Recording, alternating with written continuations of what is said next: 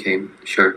Well, I suppose most of you has an intuition of what a ZK-VM or a ZK-EVM does, but maybe some of you don't know how exactly they are defined and what they do, how they work, how they are implemented, and this was my goal with this blog post.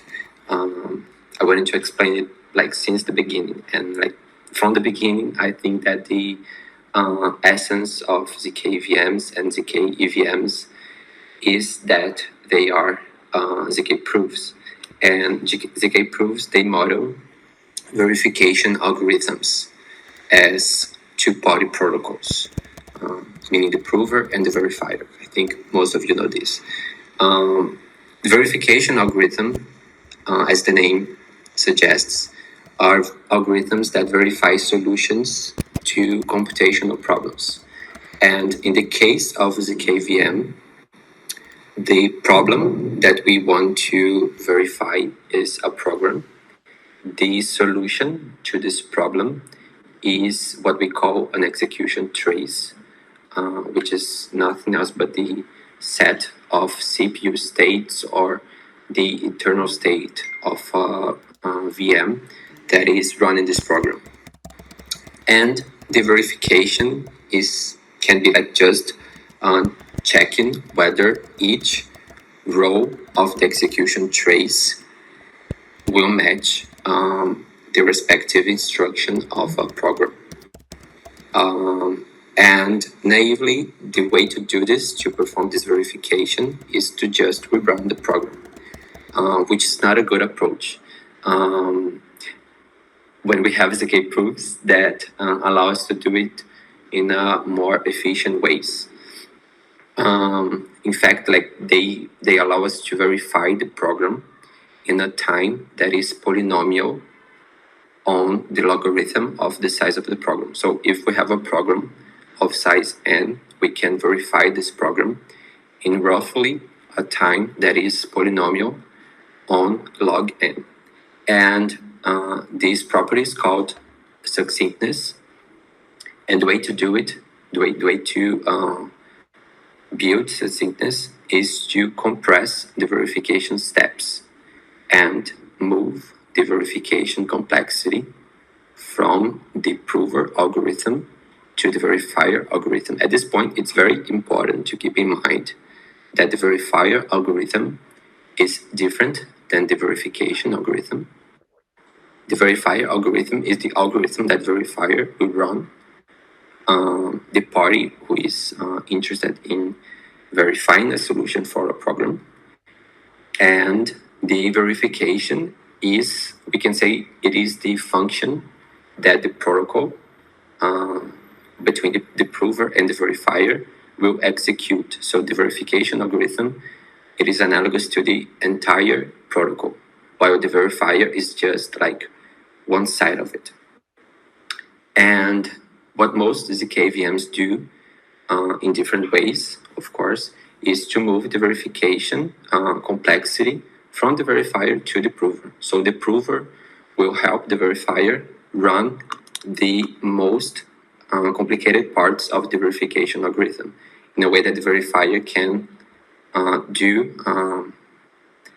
the minimal amount of work that it has to do to verify the solution for the program. And the way that most ZK-VMs do this is by modeling the verification algorithm as a polynomial. And this is done in two steps. We have to first model the verification steps, which we call constraints, as polynomials. And we also have to model the values involved in these steps, which we call witness, as polynomials. So we have the constraints and the witness polynomials. And by encoding these objects as polynomials, we can combine different steps of the program and compress them in a way that is very elegant.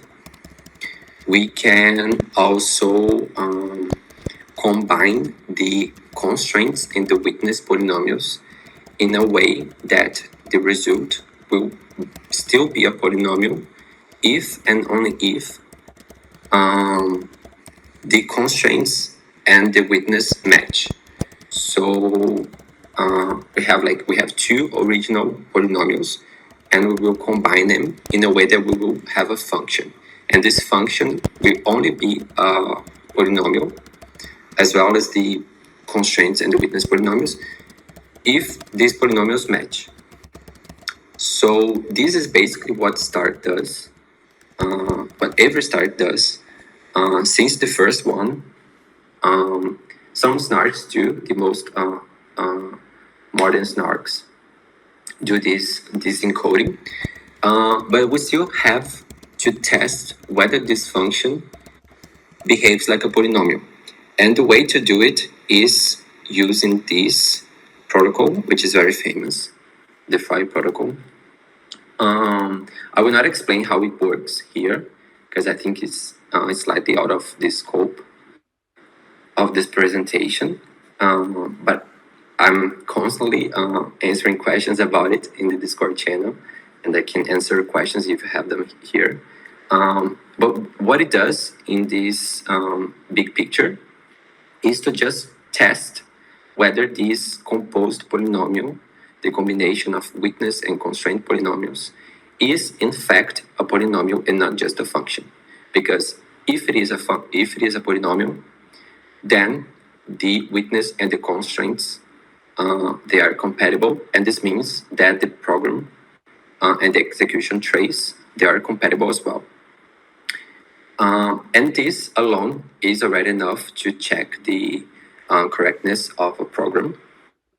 But it is enough to check the correctness, but to create the composition polynomial, this composed polynomial is a very expensive task. So we don't want to create a composed polynomial for the entire program at once. So what we do is ZK-MIPS. The first optimization that we do is to break the witness and the constraint polynomials in many pieces. We divide the program in segments, and we will prove each of the segments in parallel. So yeah, here we have like the witness and the constraint polynomials for a given program, and we will divide it in several segments. We will run the Phi protocol for each of the segments, and we will end with one Phi proof for each segment, which is cool, but it requires us to add a second layer of proving to show that these proofs, they are they're not equivalent, they model the program correctly. And we call the second layer the continuation layer, because this proof that we implement here in the continuation protocol, it shows that each proof continues the previous one. So we are showing that the first state of this proof here, that is the first state of this segment, is equal to the last state of this segment. And we do it recursively until in the end we have one single continuation proof that shows that all these segments proof are correct and that they continue each other. And this is already very cool. This will show that the program is correct, which is what we wanted. But we can improve it a little further. And the way we do it is by breaking the segment proofs, into even smaller proofs, which are proofs respective to CPU modules. We will break each of these segment polynomials into 4 different tables, arithmetic, logic, memory, and control tables, How we do it is by the opcode of each instruction. So we have like arithmetic, logic, memory, and control instructions in the MIPS instruction set architecture, and we will divide the segment according to their opcodes. We will prove each of these sets of constraints in parallel, and then we will have to join them in a protocol that is called lookup. Lookup is a very it's common now in a lot of ZK-VMs.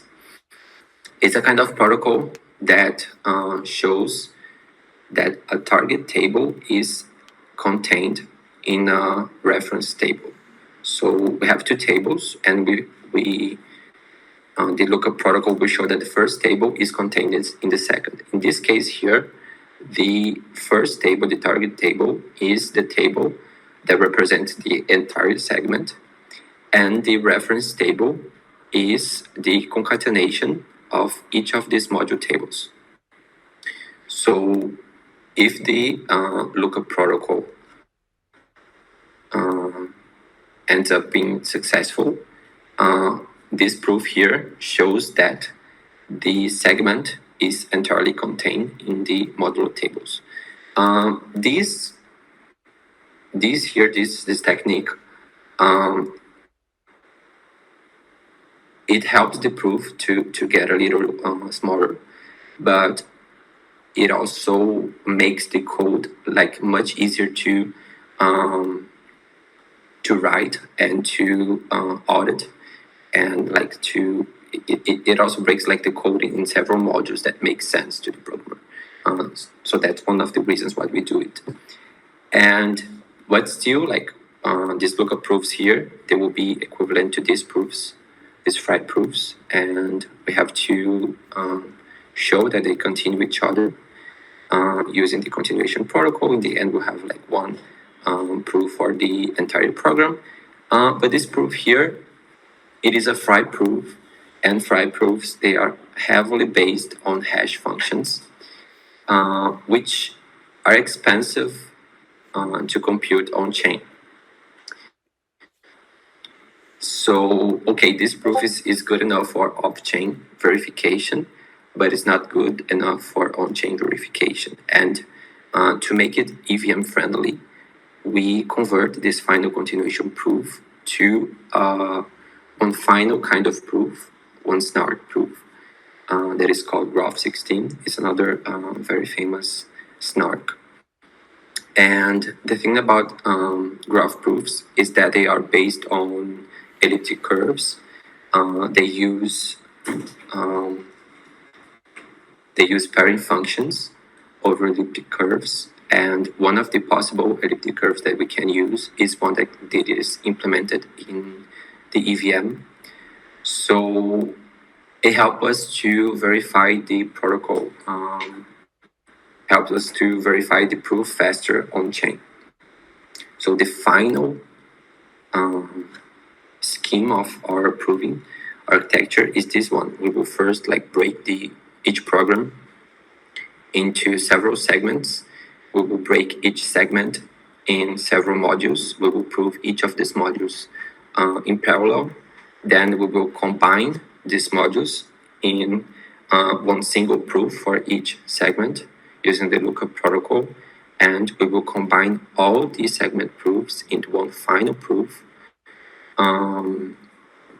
that shows that the program is correct. And if we want to verify this proof on chain, we use a final Graph16 layer that will give us EVM friendly small proof that shows the entire program. And one final trick here is that, let me zoom in, I cannot. But anyway, one final trick here is that we can tweak the fry parameters in a way to make the proofs that the fry protocol produce smaller or larger. And the way we do it is like we change these parameters in a way that the large proofs, they will be produced faster and the small proofs will be produced slower. So since all of this is done like off chain, we can take more time. Actually, we have to take less time. With the size of the proof is not a problem. It's not a problem yet. So we choose the fast and large parameters for the Fry protocol. And in the final proof, the one that will be converted to a graph 16 proof, we use the slow and small configuration in order to the final proof be smaller, because this is the proof that we will verify on chain. And of course, we have to still like run the graph 16 proof to make it EVM friendly. And that's it. I think I covered everything that I wanted to cover in this presentation. So yeah, I think we're ready for questions. So far, there haven't actually been any questions. Lucas, this might be a bit, it's probably a bit over a lot of our audience head, to be honest. But yeah, Pavel probably has some questions.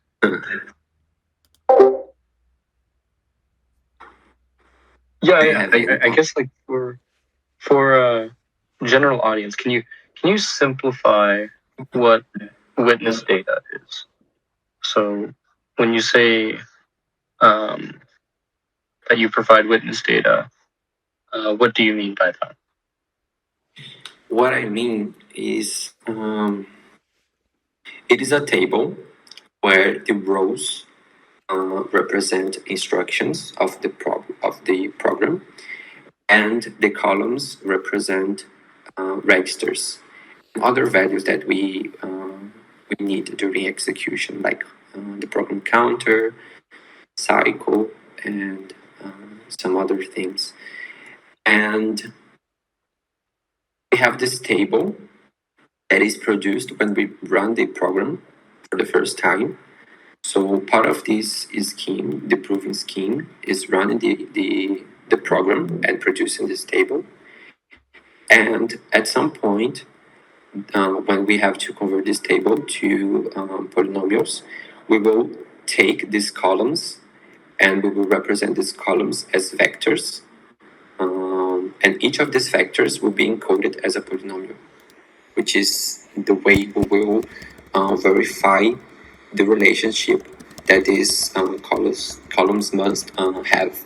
Like if in a given instruction we have an add old code, then we have to check that the two inputs for that addition instruction, they match the final value that is encoded. Like all these inputs and outputs values, they are encoded in some of these witness vectors. So this is what we check when we encode these columns as polynomials and combine them. So is the witness data, is that the inputs of a program, or is that can it be something different other than inputs? The input program, it is the constraints. Each instruction from the program will be a constraint, and the witness will be the values that must fulfill these constraints. So thinking about it as a VM, it is the value of the registers. They are produced like during the proving step. Does it make sense? So the would it be that the witness is so let's say I'm saying that like I'm proving that this number is positive, and so the witness data, like let's say a number is positive, so the input is a number. Let's say it's, I don't know, positive 5. So would the witness be the check that the number is greater than 0? Or is that the constraint? I know that's like a very, very simple example. Maybe that doesn't apply in this case, but well, of course, but like you can model this as just a problem, just a computational problem, or you can model this as a program. So I'll stick to the program model because this is a ZK-VM. So you have to write a program that will verify this for you. And this program, it will have like a bunch of internal states. And the witness is the set of all these internal states divided by like each of the steps of that program. So you have the first step, and then you have a vector encoding all the values that are necessary for that step. Then you have a second step for that program and all the values involved in it. The set of all these vectors representing these steps of the program is the witness. But of course, this is like you must like see the witness as a table, and the steps will be like these rows, and the value that each variable assumes in each step will be the columns. So it's basically just a list of all the like the process, for example. So it's like if let's say okay, I'm trying to prove that I baked the cake correctly. So it would go through each step, right? Step 1 is preheat the oven. Step 2 is put the eggs in the bowl. Step 3, and so on and so forth. So it's the witness data is basically taking all those individual actions and then sorting them in the exact steps. So like, did you complete this? Did you complete this? Did you complete this? Like, what value did you put for this? What value did you put for this? Is that like a similar analogy to witness? Yes, it is. Well, the witness, you can like most basic definition is the set of all values that you need to verify that algorithm.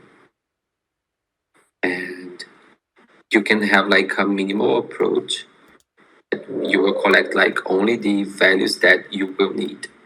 You can have like a maximal approach where you will collect everything that the program that is in the program, like every time, whether you will use it or not. So yes, the witness is everything that you will need to verify, and you can choose like. Mm-hmm. So you can have it so that, let's say, I have everything in the kitchen. So like in this case, like since I'm checking those specific actions that I've committed, like using that cake baking analogy. So the witness data is basically information about the kitchen, but then you can localize that information. So like information about what I put inside the bowl. So when I put eggs in the bowl, I'm only checking what's in the bowl. Have you provided eggs in the bowl? Okay, next step. All right. Have you provided flour in the bowl? And the witness data can be as big as, what's in the kitchen, or as small as and targeted as like what's in the bowl. Is that a good analogy, I would say. So, sorry if I'm making it not technically related, but I think you're like, at least analogies help me understand these systems. Yeah, sure. It's like that. You like must have enough information to verify that you follow the recipe.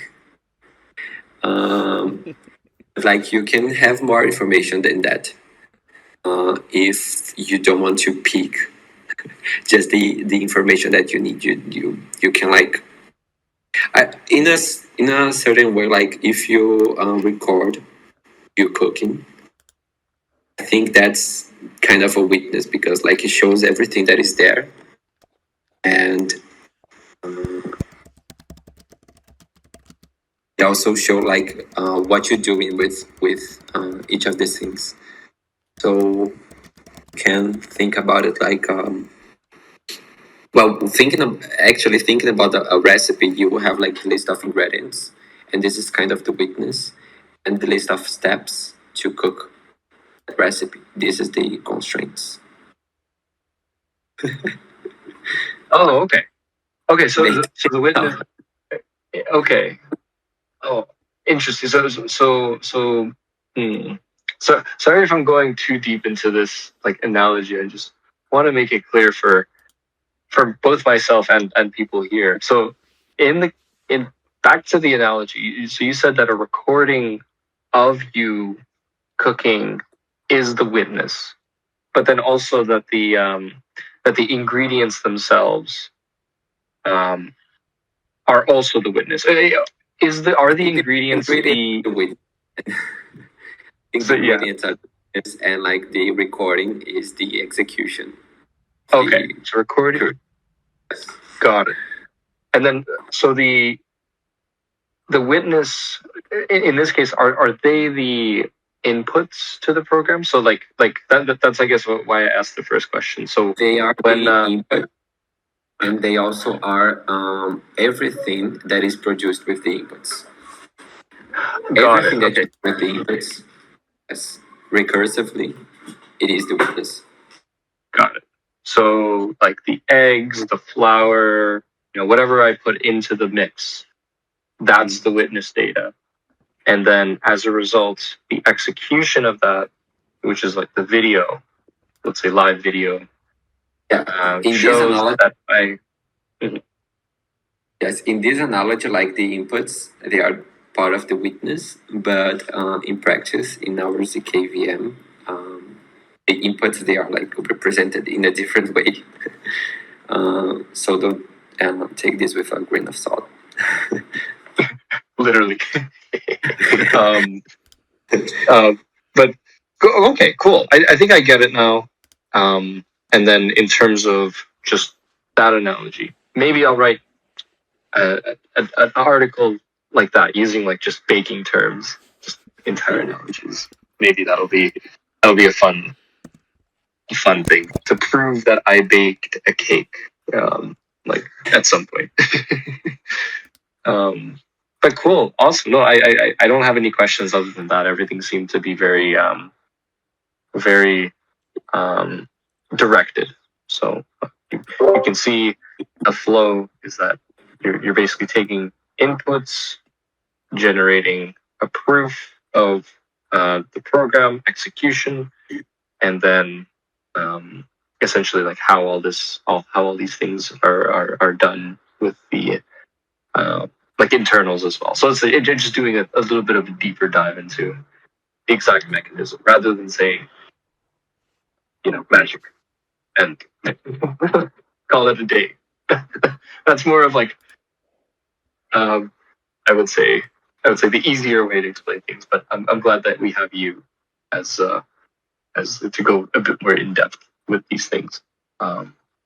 And I don't have any more questions. Is there any other questions in the chat? I think here.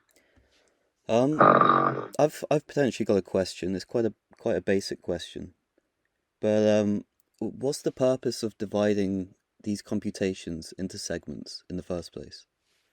Oh, is Lucas gone? Oh, he's back. Oh, Lucas, did you hear the question, or shall I repeat? Okay, the problem could be my end. I'll leave and come back.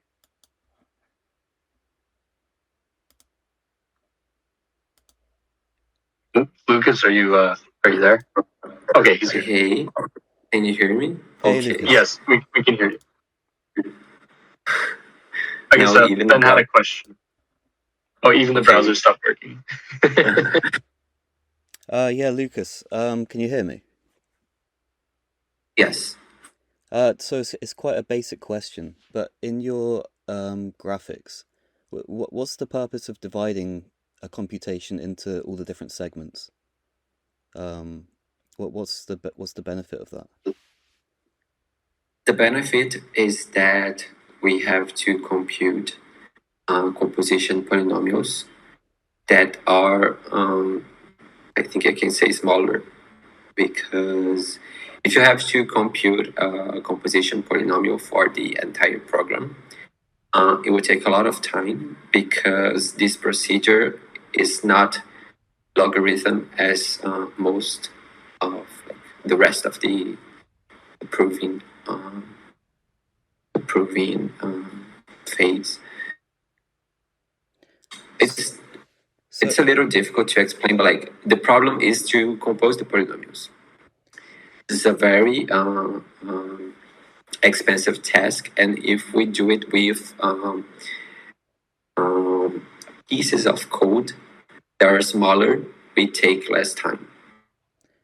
So is it correct to say that the more you divide a computation, the faster it will run, effectively? Yes, but of course, like, you have to show that the resulting proofs, they continue each other, which is like the second phase in that diagram. Mm-hmm. But there's you have like to balance this, how many segments are enough to have like good performance, because at some point I think that if you like divide it in a lot of small pieces, the continuation part will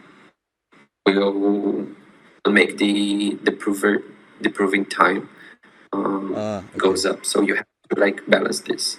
Yeah, that actually just answers my following question. So yeah, I was just gonna say, like, could you not effectively divide a computation infinitely, or at least over thousands of different GPU systems, and then have an extremely quick? You can divide in 1,000.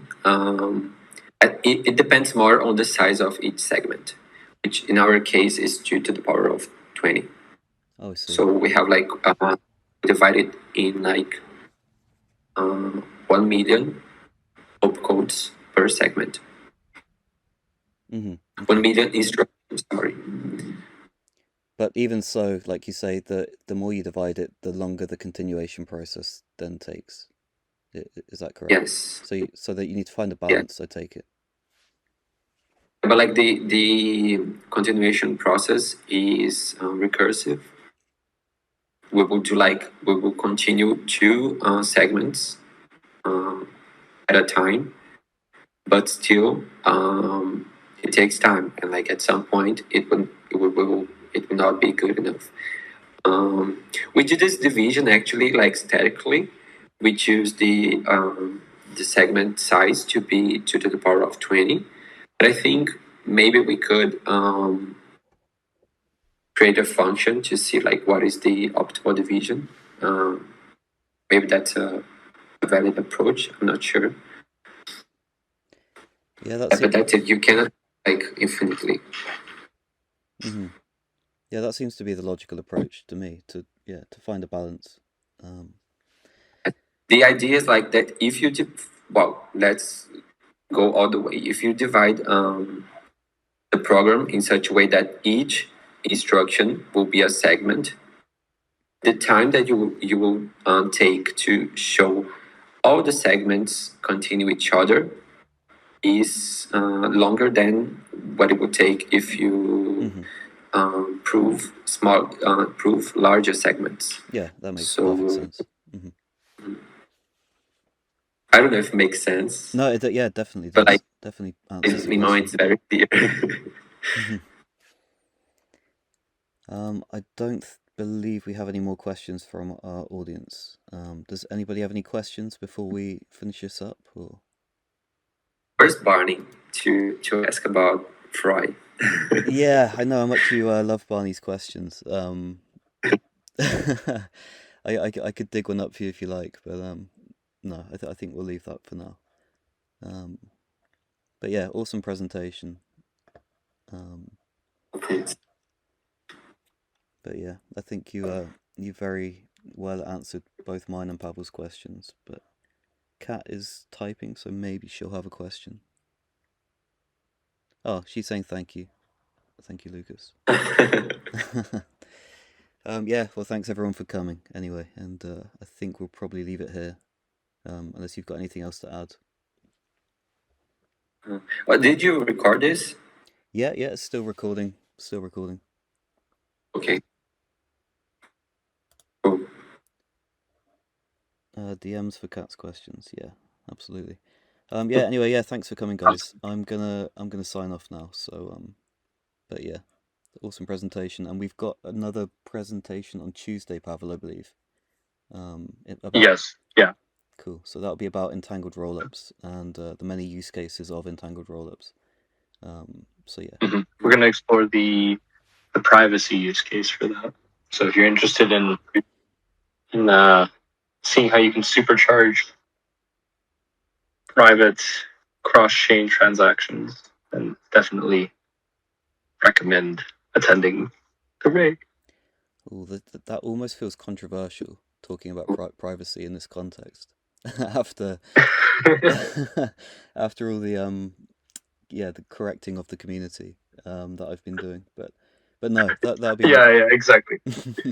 But I was saying that it will be possible to use it, but at the same time, in terms of the actual time to implementation, that might take a long time. But at least if we know that it's possible, it might justify people taking a lot more time to go into depth about these types of problems and definitely make it worth your time. If we continue down the path that like, oh, it's not possible now, so we're not going to focus on it, then eventually, I think the better option is to go with a system that will make it happen, will make it possible. So I've got a that's my thought. I've got a very quick question, just regarding privacy. Should there be any concern with like regulatory issues? So people building privacy-focused applications or a ZK-VM provider who enables privacy functions, should they be concerned in any way about potential regulatory, legislation coming up that kind of makes goes against their protocol in some way? Should that be a deterrent to people using privacy functions?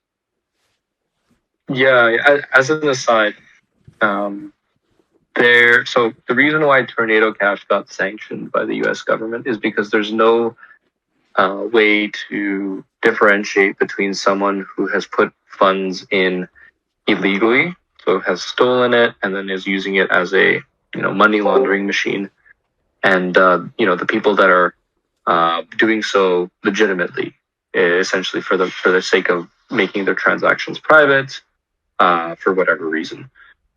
Because bank transactions themselves are also private by default.